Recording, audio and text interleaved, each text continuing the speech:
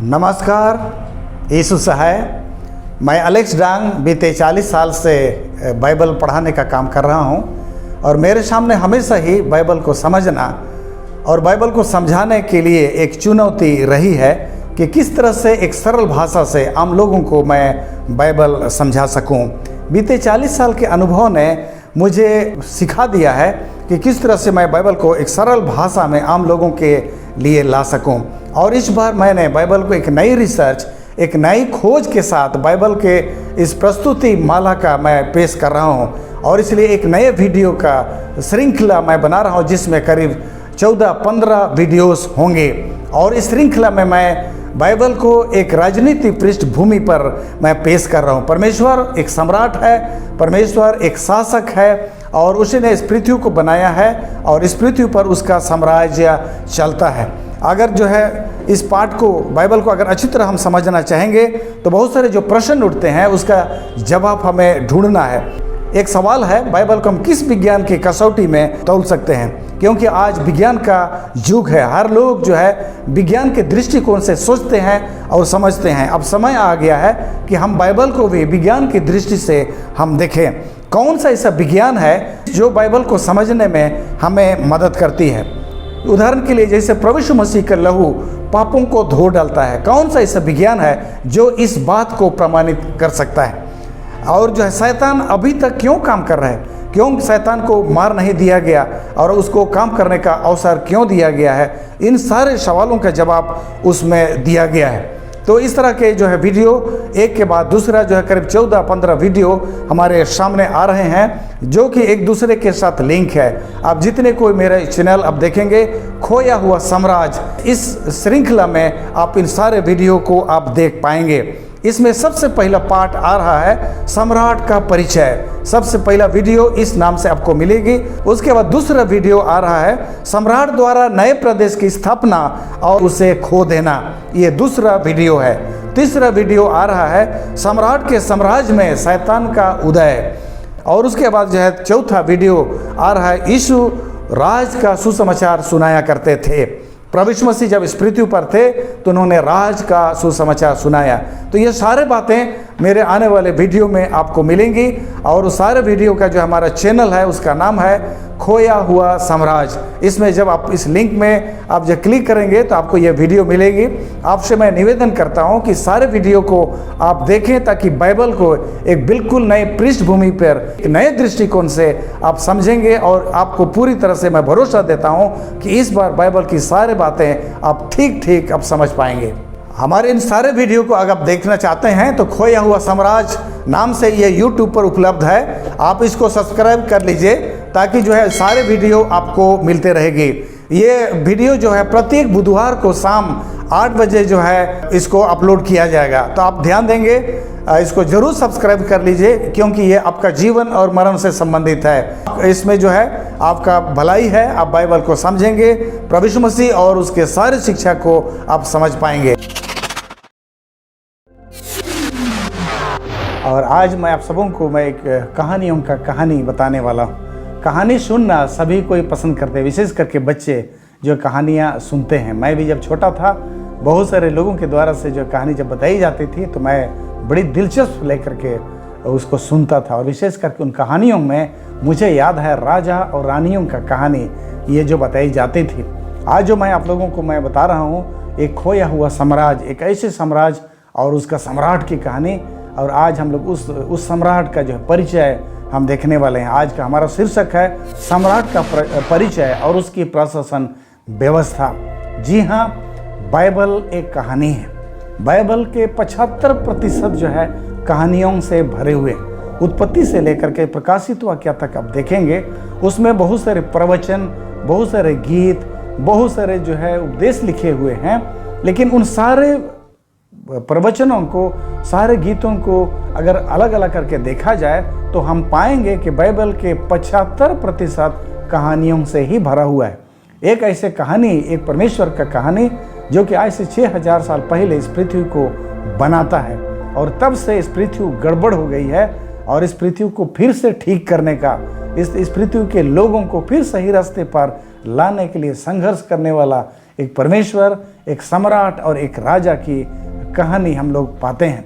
इस ये पृथ्वी जो है उस राजा से छीन ली गई है और ये हमारा जो राजा जो है, बाइबल का राजा, बाइबल का सम्राट, बाइबल का परमेश्वर इस पृथ्वी को और यहाँ के लोगों को पुनः हासिल करने के लिए संघर्ष कर रहा है। बाइबल के जितने भी पढ़ने वाले लोग हम जानते हैं कि बाइबल में परमेश्वर को कई एक उपनामों से और कई एक उपाधियों से हम उसको पुकारते हैं। जैसे पिता कहते हैं, यहोवा कहते हैं, सृष्टिकर्ता कहते हैं, उद्धारकर्ता, परमेश्वर, इमानुएल, मिखाएल, दूल्हा आदि उपनामों से परमेश्वर को पुकारा गया है। लेकिन अगर आप गहन अध्ययन करेंगे तो ये सारे नाम हमेशा हमारे बाइबल के परमेश्वर के साथ जो है लागू करना थोड़ा मुश्किल होता है।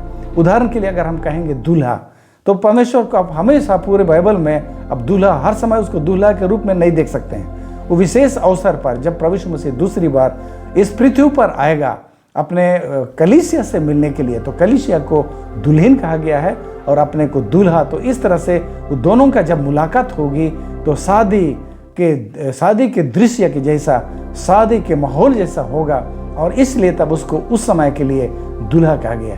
हम परमेश्वर को पिता भी हम कहते हैं। पिता को भी परमेश्वर के साथ हमेशा लागू नहीं कर सकते। उदाहरण के लिए अगर परमेश्वर सिर्फ पिता ही है तो इतने सारे नियम, इतने सारे व्यवस्था अपने पुत्रों पर क्यों लगा दिया? अगर परमेश्वर पिता ही होता तो जो है इन नियमों को तोड़ने का सजा अपने पुत्रों को मृत्युदंड के रूप में क्यों देता? और जब बच्चे जो है जब गलत काम कर लिए, जब यह बच्चे जो है व्यवस्था को तोड़ दिए, तो क्यों परमेश्वर उनसे हमेशा के लिए अलग हो गया? तो ये पिता वाला नाम परमेश्वर के साथ हमेशा लागू नहीं होता है। उसी तरह से जो दूसरे उपाधि आप लोगों को मैं सुनाया, ये भी लागू नहीं होता है। लेकिन बाइबल में जो है एक नाम और एक उपाधि जो है हमेशा लागू होती है और ये है परमेश्वर जो है राजा है। परमेश्वर एक सम्राट है और इस दृष्टिकोण से अगर हम परमेश्वर को देखेंगे तो ये नाम हमेशा के लिए लागू होती है और बाइबल को और उसकी शिक्षा को और खुद परमेश्वर को इस नाम से अगर हम देखेंगे तो बेहतर ढंग से हम परमेश्वर को हम समझ सकते हैं। मैं इस परमेश्वर को सम्राट मैं इसलिए कह रहा हूँ क्योंकि परमेश्वर जो पूरे ब्रह्मांडल का परमेश्वर है। इस ब्रह्मांड में करोड़ों तारे हैं, करोड़ों सूरज हैं और करोड़ों ग्रह हैं। इस तरह इन सारे करोड़ों जो सूरज, करोड़ों जो तारे और करोड़ों जो ग्रह हैं, इनका रचयिता, इनका बनाने वाला परमेश्वर ही है। और उन सारे ग्रहों को, सारे सूरज को, सारे तारों को आसमान में स्थापित करने वाला परमेश्वर ही है। और इसलिए तब उन सारे चीज़ों पर वो शासन करता है। यहाँ तक कि आजकल हमारे जो है खगोल विद्या के लोग, जो भूगोल के जो ज्ञानी लोग हैं, साइंटिस्ट हैं, वो भी मानते हैं कि पृथ्वी के जैसे और भी ग्रह हैं, ब्रह्मांड में और भी ऐसे ग्रह हैं जिसमें मनुष्य जैसे प्राणियों की पाए जाने की संभावना है। और इसी के लिए हमारे इस पृथ्वी के वैज्ञानिक बड़ी उत्सुकता से उन सारे जो है ग्रहों को खोजने का जो है कोशिश करते हैं। तो ये बाइबल में आप सभी जानते हैं कि परमेश्वर को हम राजा कह के हम पुकारते हैं, हमेशा से कहते हैं यीशु राजा, परमेश्वर राजा हम पुकारते हैं। लेकिन इस विशेष प्रस्तुति में जो मैं इस श्रृंखला जो पेश कर रहा हूँ, इस श्रृंखला में परमेश्वर को सिर्फ और सिर्फ राजा के दृष्टिकोण से मैं पेश कर रहा हूँ, ताकि जो है हमारे सुनने वाले और देखने वाले परमेश्वर को, बाइबल को और उसकी जो शिक्षा को बेहतर ढंग से समझ सके।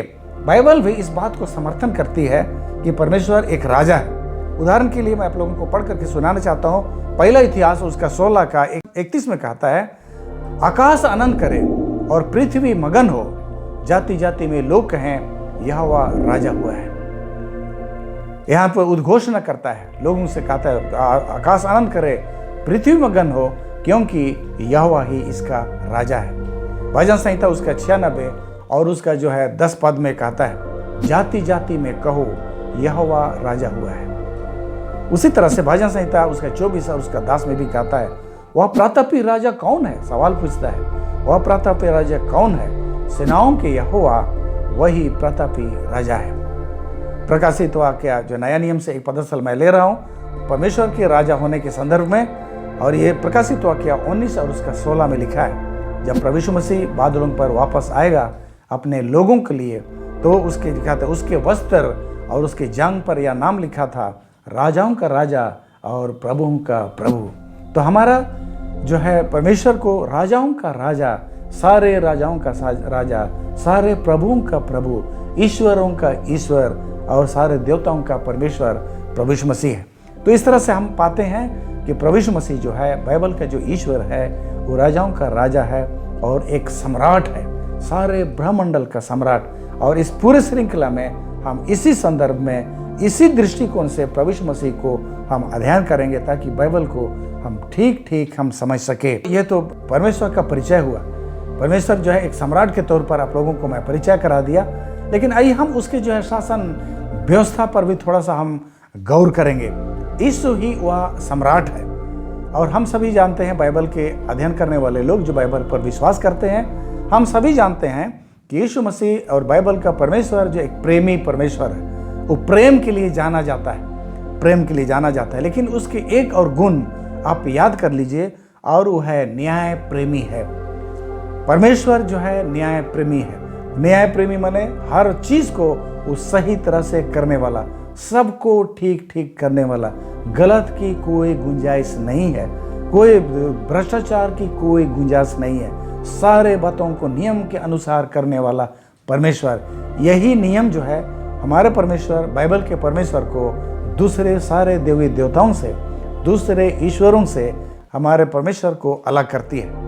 और ये हमारा परमेश्वर हर चीज़ को व्यवस्था के अनुसार संचालन करता है। हमारा परमेश्वर व्यवस्था के अनुसार चलता है और दूसरों से भी ऐसा ही उम्मीद करता है कि सभी कोई व्यवस्था के अनुसार जो है चले। तो इस तरह से हम जो है हमारा परमेश्वर का जो यहाँ पर देख रहे हैं, उसका जो है विशेषता है, उसकी विशेषता है उसकी प्रशासन व्यवस्था, क्योंकि वो राजा है, क्योंकि वो सम्राट है और सारे चीज़ों को एक नियम के अनुसार वो चलाता है। आइए मैं आपको समझाता हूँ। ब्रह्मांड में हम चलते हैं। आज विद्वानों ने ये खोज करके निकाला है कि हमारा पृथ्वी आसमान पर टिकी हुई है और वो गिरती नहीं है। और इसलिए नहीं गिरती है क्योंकि गुरुत्वाकर्षण शक्ति से वो जो है सारे दूसरे ग्रहों से वो जो है जुड़ा हुआ है। दूसरे ग्रहों के साथ गुरुत्वाकर्षण शक्ति का तालमेल ऐसा है कि सारे ब्रह्मांड में सारे तारे, सारे ग्रह और सूरज ब्रह्मांड में टिके हुए हैं। तो इस तरह से इस गुरुत्वाकर्षण शक्ति का स्थापना करने वाला, बनाने वाला कौन है? उसको सृष्टिकर्ता बाइबल का परमेश्वर, जो कि सारे ब्रह्मांड को बनाया, वही जो है गुरुत्वाकर्षण शक्ति को बनाने वाला है। और इस तरह से अपने इस गुरुत्वाकर्षण शक्ति के जो व्यवस्था है, उसके अनुसार इस पृथ्वी को आसमान में परमेश्वर उसको टिका करके रखा है। आप कल्पना कर लीजिए, मान लीजिए परमेश्वर एक गुरुत्वाकर्षण शक्ति को, उसको जो अभी जो सक्रिय है, मान लीजिए उसको हटा दिया जाए, गुरुत्वाकर्षण शक्ति को हटा लिया जाए, तो सारे ब्रह्मांड में जो सूरज, तारे, चांद और ग्रह जो पाए जाते हैं, एक जो है ब्रह्मांड के किसी कोना पर वो गिर जाएंगे, वो आसमान में नहीं रहेंगे।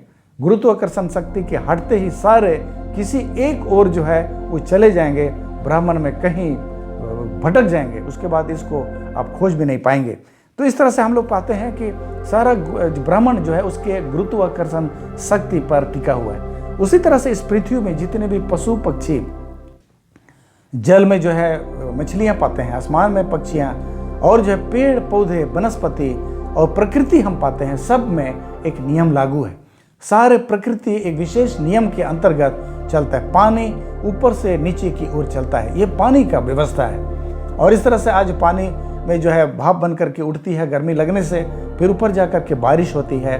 ये परमेश्वर जो कि इसका सृष्टि करता है, उसने पानी के लिए ये नियम लागू किया है, और जब तक ये परमेश्वर है ये नियम भी लागू रहेगी। उसी तरह से परमेश्वर हर वनस्पति, हर चीज़ों पर अपनी व्यवस्था लागू करके रखा है। और तब जो इस पृथ्वी पर जो मनुष्य जाति पाए जाते हैं, उनके लिए भी व्यवस्था है। परमेश्वर हमारे लिए अपना संविधान और अपना व्यवस्था हमें दिया है। और परमेश्वर का जो संपूर्ण संविधान आज हम 66 पुस्तकों में बाइबल के रूप में हम पाते हैं, ये परमेश्वर का संविधान है, जो इस पृथ्वी पर रहने वाले मानव जाति को अनुशासन में रखने के लिए, उनको एक सूत्र में पिरो करके रखने के लिए, एक यूनिफॉर्म में बनाने के लिए, परमेश्वर के इच्छाओं को जानने के लिए और उसकी बातों का पालन करके परमेश्वर के जैसा बनने के लिए परमेश्वर अपनी जो है पुस्तक अपना संविधान बाइबल के रूप में हमें दिया है। और उस बाइबल में कानून भी जो है उसमें जुड़े हुए हैं, और ये कानून जो है हमें उसको पालन करना है ताकि हम परमेश्वर के जैसा अपना चरित्र हम लोग विकसित कर लें।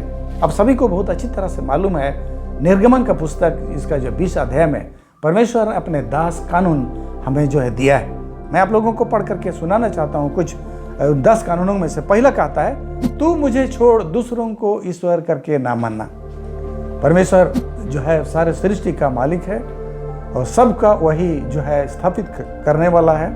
और ये परमेश्वर कहता है कि मैं अकेले परमेश्वर हूँ और तू मुझे छोड़ किसी दूसरे चीज को, किसी दूसरे वस्तु को, किसी और प्राणी को ईश्वर करके ना मानना, क्योंकि मैं अकेले परमेश्वर हूँ। दूसरा कहता है, तू कोई मूर्ति खोद करके ना बनाना। परमेश्वर जो है नहीं चाहता कि हम कोई मूर्ति खोद करके बनाएं, और ऐसे भी मूर्ति उस व्यक्ति का बनाया जाता है जो मर चुका है। लेकिन हमारा परमेश्वर तो जीवित है, हमारा राजा बीते हजारों साल से जीवित है और लाखों साल तक वो आगे भी वो जीवित रहेगा। और इसलिए परमेश्वर वो नियम का पालक है।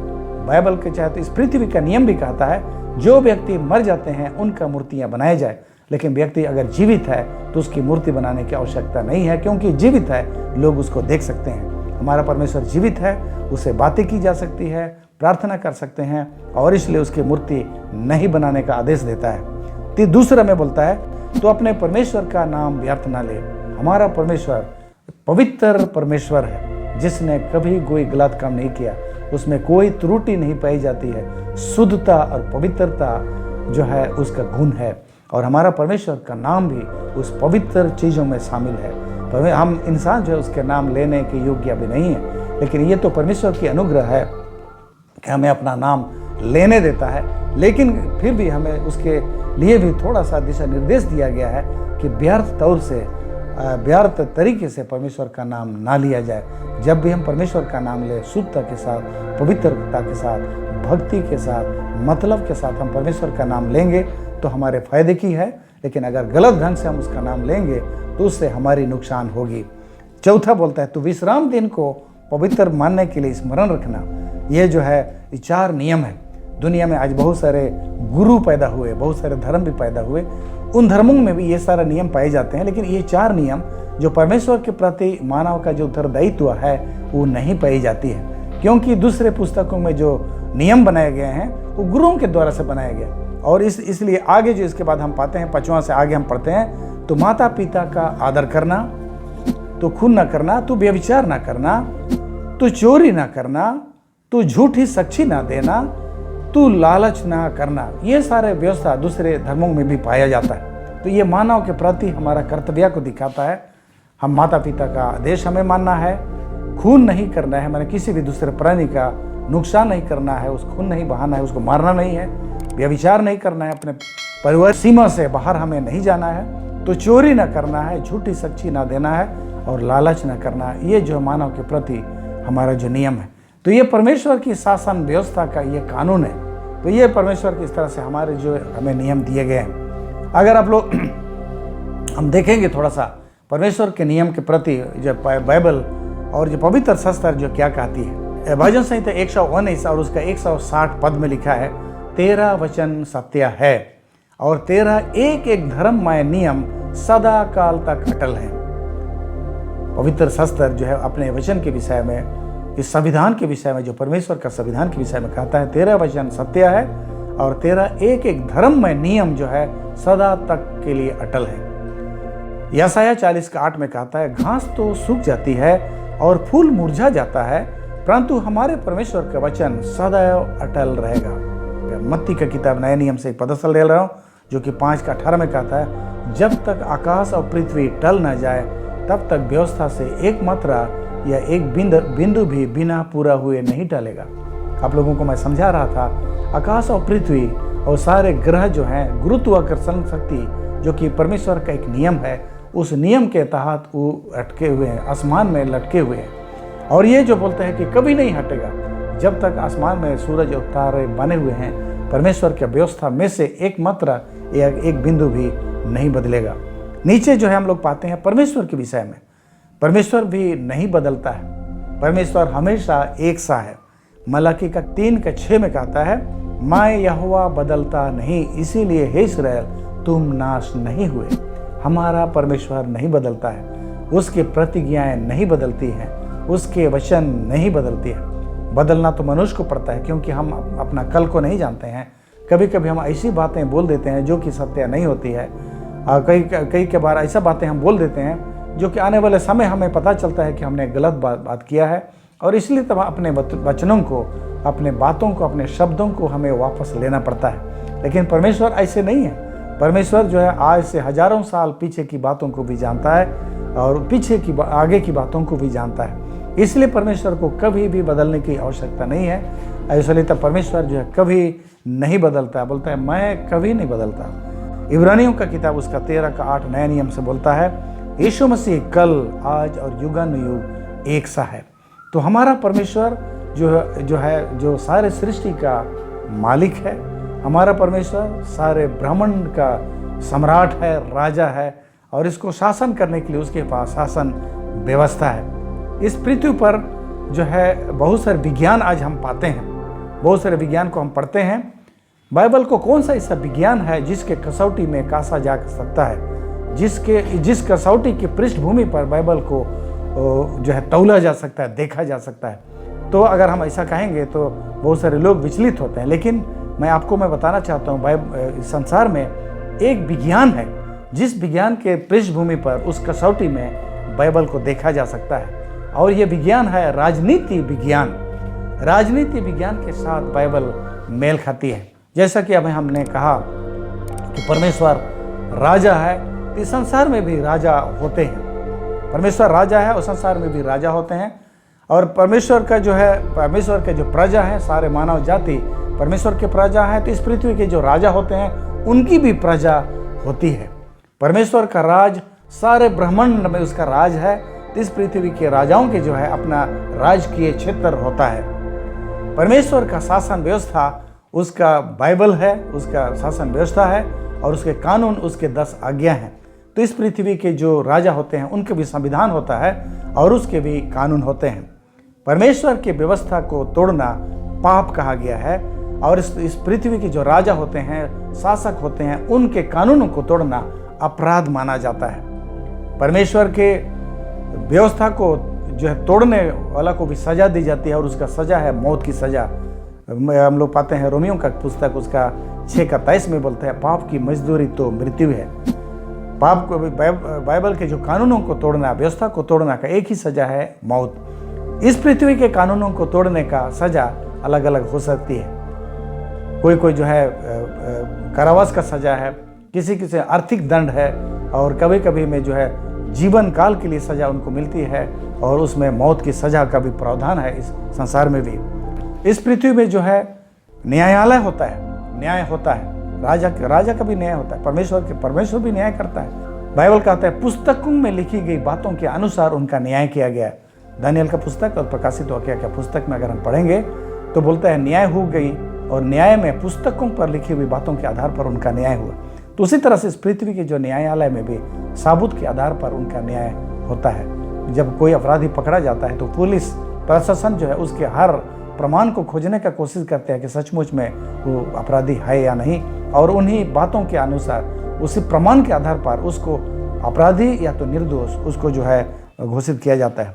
आगे हम लोग देखें, वकील हम लोग देखते हैं। इस पृथ्वी के न्यायालय में भी वकील होते हैं, स्वर्ग में भी यीशु मसीह हमारा वकील है, और हमारा विरोधी वकील शैतान है। तो ये जो है अब 2 शास्त्र को आप लोगों को मैं मिला करके मैं दिखा रहा हूँ, राजनीति शास्त्र और बाइबल शास्त्र। तो ये जो है पॉलिटिकल शास्त्र के साथ, राजनीति शास्त्र के साथ बाइबल मेल खाती है। और आने वाले जो है 15-16 एपिसोड में आप लोगों को बाइबल को जो मैं प्रस्तुत करने वाला हूँ, इसी राजनीति शास्त्र के पृष्ठभूमि पर परमेश्वर राजा है और इस पृथ्वी पर वो राज कर रहा है। इसी पृष्ठभूमि पर मैं सारे बाइबल को मैं प्रस्तुत करने वाला हूँ। और अगर आप आखिर तक देखेंगे तो मैं आपको जो है पूरा जो है को भरोसा देता हूँ कि आप बाइबल को पहले की अपेक्षा ज़्यादा बेहतर ढंग से आप समझ पाएंगे। लहू जो पाप को धो देती है, कौन सा साइंस आप इस बात को प्रमाणित करेंगे? सिर्फ राजनीति शास्त्र से उसको प्रमाणित किया जा सकता है। हम बाइबल में बोलते हैं कि प्रभु यीशु मसीह के नाम से ही हमें उद्धार मिलती है। क्यों? क्यों प्रभु यीशु मसीह के नाम से केवल। और इस बात को अगर परिभाषित करना है तो आपको राजनीतिक पृष्ठभूमि पर जाना पड़ेगा। नैतिक अनैतिक शब्दों का हम प्रयोग करते हैं, इस शब्द को आप किस तरह से परिभाषित करेंगे। ये दोनों शब्द को परिभाषित करने के लिए आपको जो है राजनीति शास्त्र के शरण में ही आपको जाना पड़ेगा, और इसके बाद ही आप जो है इन दोनों शब्दों को आप जो है उसको परिभाषित कर सकते हैं। तो ये पूरे आज का पाठ आप लोगों को मैं बताया कि बाइबल का परमेश्वर एक सम्राट है, एक राजा है। मैं उसका निचोड़ आप लोग को बताना चाहता हूँ। बाइबल का परमेश्वर सम्राट है, राजा है, सारे ब्रह्मंडल का सम्राट है, सारे ब्रह्मंडल का राजा है। और जब परमेश्वर को जो हम राजा के तौर पर देते हैं तो राजा जो है शासन करता है, और इस पृथ्वी और ब्रह्मांड पर परमेश्वर शासन करता है। और एक शासक के तौर पर हम परमेश्वर को देखेंगे तब बाइबल को बहुत अच्छी तरह से हम समझ पाएंगे।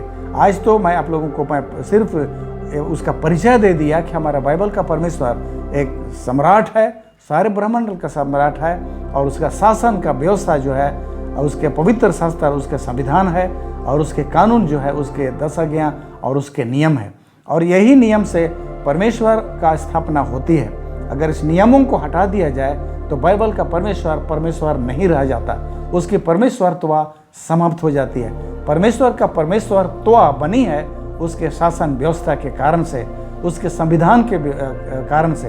अगर बाइबल और जो उसका संविधान है और उसके जो है नियम और कानून, उसके जो है कानून है, अगर आप उसको परमेश्वर से अलग कर देंगे तो परमेश्वर का परमेश्वरत्व ही समाप्त हो जाती है। इसलिए इस पूरे प्रस्तुति माला में प्रभु यीशु मसीह को एक शासक के तौर पर मैं प्रेजेंट कर रहा हूँ। और जितना भी जो है श्रोता हैं, आपसे निवेदन करता हूँ, इस पूरे प्रस्तुति माला को आप अंत तक आप देखेंगे तो जो है आप बाइबल को बेहतर ढंग से आप समझेंगे, और पहले के बजाय जो है ज़्यादा अच्छी तरह से परमेश्वर की आप उपासना कर सकेंगे। तो परमेश्वर आप सबों को आशीष दे, और आप लोग इतना धीरज रखिए कि आने वाले जितने भी खोया हुआ साम्राज्य नाम से जो हमारा जो प्रस्तुति आ रहा है, उसको सारे एपिसोड आप लोग उसको एक बार जरूर देखेंगे। परमेश्वर आप सबों को आशीष दे।